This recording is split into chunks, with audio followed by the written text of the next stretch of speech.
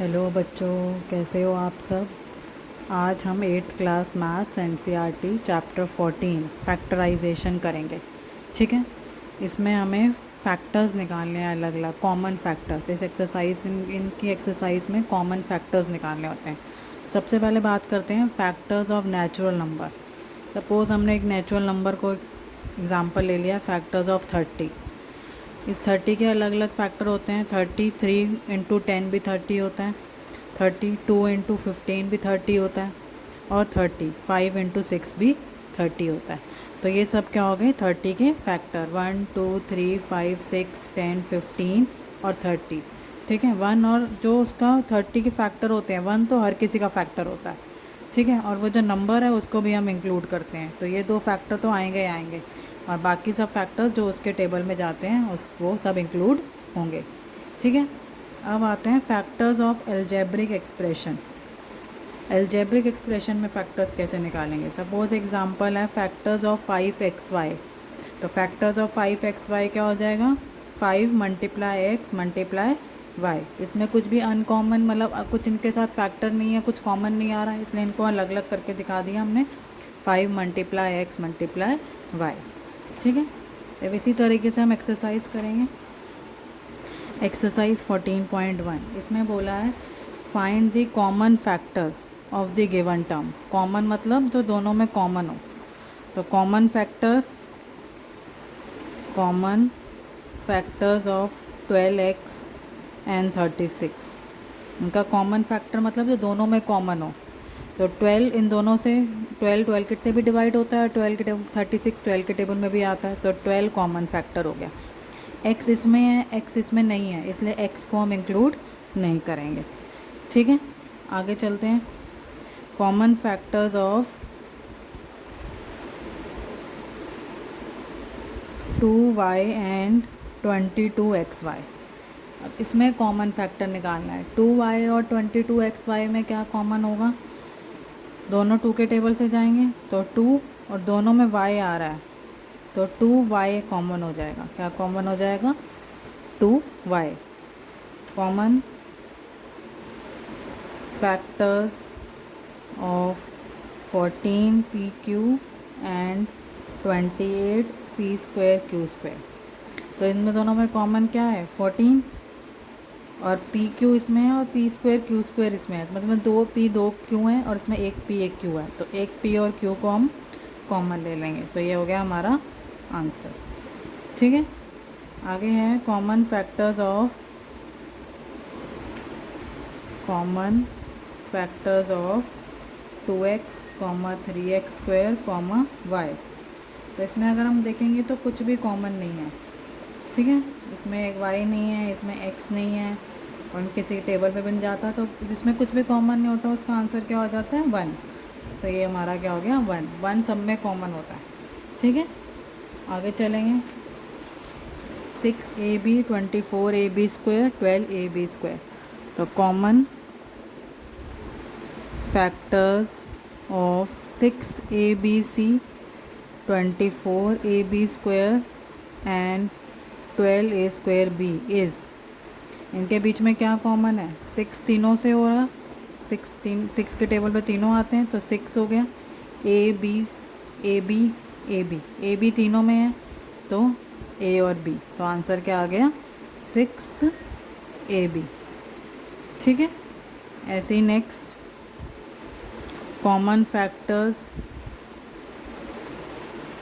In 6x³ - 4x², 32x is.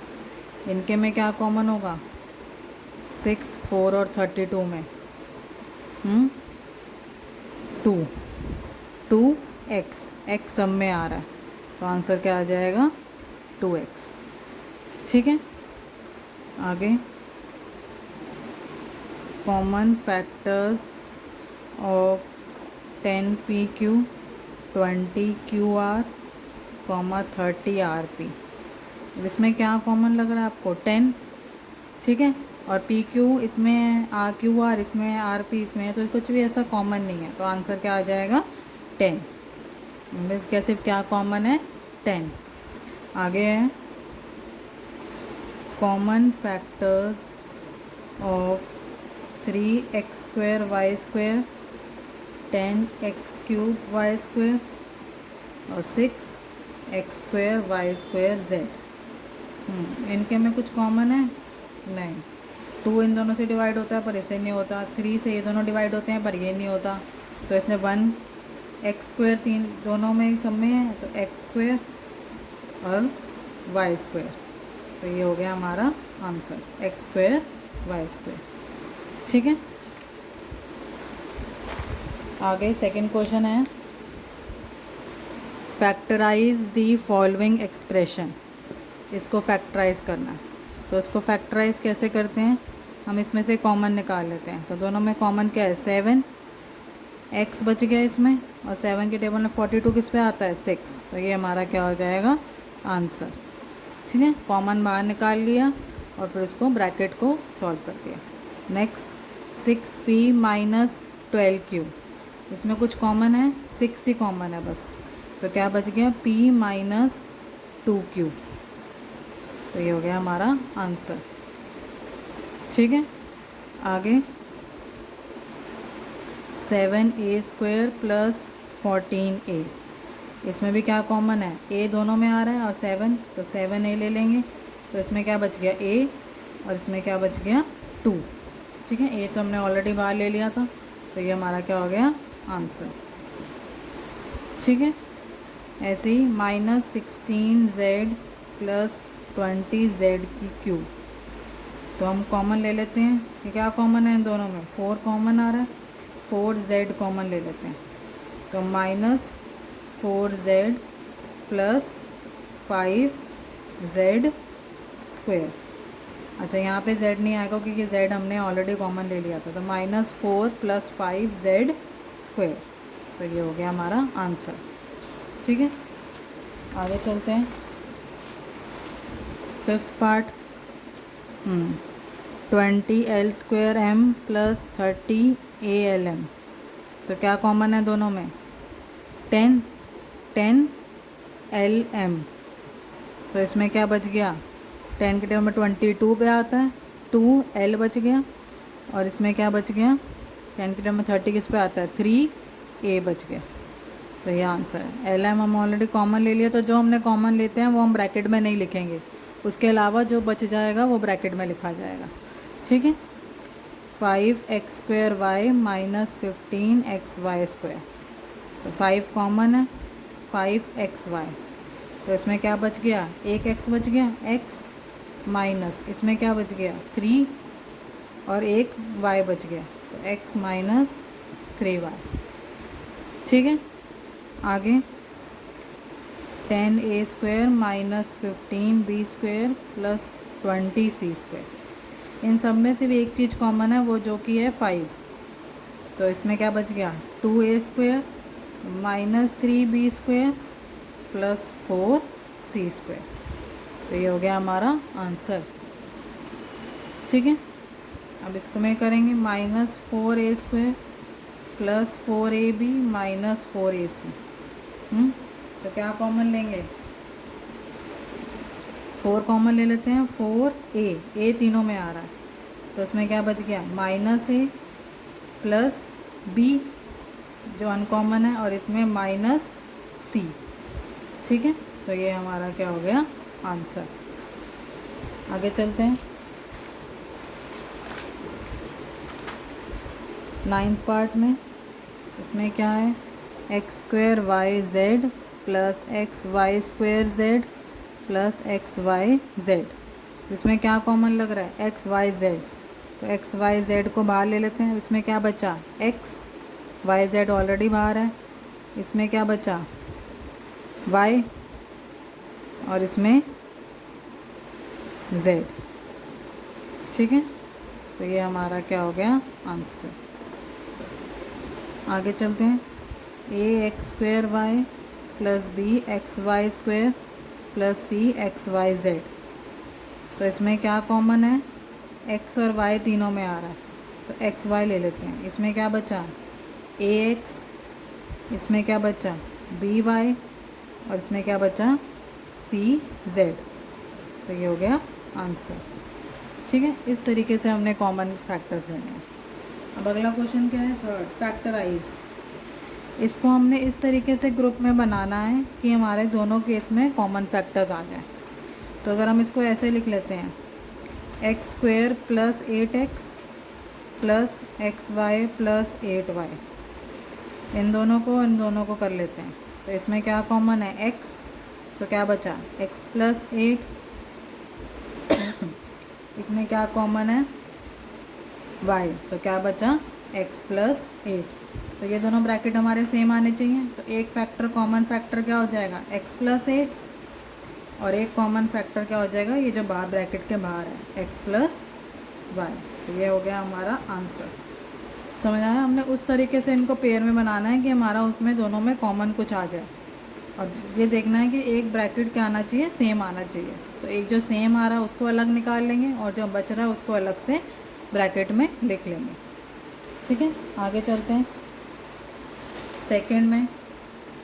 Second में क्या ले सकते हैं, 15xy प्लस 5y ले लेते हैं, इनको एक साथ ले लेते हैं, और एक ले लेते हैं -6x माइनस 2।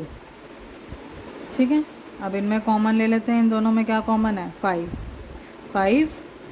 5y, तो क्या बचा 3x प्लस 1, क्या बचा 3x प्लस 1। इसमें क्या कॉमन है, माइनस कॉमन ले लेते हैं, -2, तो क्या बचा, अंदर का साइन चेंज हो जाएगा, 3x प्लस 1। तो एक हमारा कॉमन आ गया 3x प्लस 1, और एक हमारा ब्रैकेट में आ जाएगा 5y माइनस 2। तो ये हो गया हमारा आंसर। ठीक है, इस तरीके से हमने इसको पेयर में लेके आना है। और क्या कर सकते हैं हम, ax के साथ क्या ले लेते हैं, ax माइनस ay, और bx माइनस by। इसमें कॉमन ले लेते हैं a, क्या बचा x माइनस वाई, इसमें कॉमन आ जाएगा b, क्या बचा x माइनस वाई। तो एक पेयर बन गया x माइनस वाई, और a बन गया a प्लस बी। तो ये हो गया हमारा आंसर। ठीक है, आपने उस तरीके से इनको पेयर में लेना है कि उसमें कुछ कॉमन आ जाए। अगला नेक्स्ट, इसमें क्या ले सकते हैं, 15pq के साथ ले लेते हैं 9q, और यहाँ 15 के साथ 25p। इस दोनों में कुछ कॉमन है, 3q कॉमन है, तो क्या बच गया 5p। 3 के टेबल में 15 किस पे आता है, 5 पे, और 3 के टेबल में 3 किस पे आता है, 3 पे। q ऑलरेडी बाहर है। इसमें क्या कॉमन है, 5, तो 5 कॉमन ले लेते हैं। इसमें क्या बचा, 3 प्लस 5p, तो हम देखेंगे तो सेम आ रहा है। तो 5p प्लस 3, और 3q प्लस 5। तो ये हो गया हमारा आंसर।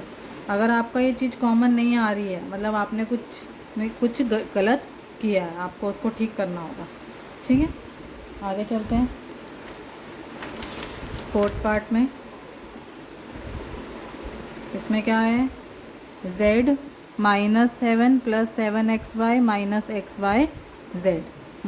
तो क्या ले लेते हैं, z माइनस xyz ले लेते हैं, और -7 प्लस 7xy ले लेते हैं। ठीक है, तो इसमें z कॉमन लेंगे तो क्या आएगा, 1 माइनस xy, और इसमें क्या कॉमन लेंगे, अगर इसमें -7 कॉमन ले लेते हैं तो 1 माइनस क्या बच गया, xy। ठीक है, तो ये क्या आ गया, 1 माइनस xy, और z माइनस 7। तो ये हो गया हमारे फैक्टर्स। ठीक है, आई होप आपको समझ में आया होगा। Thank you so much for watching.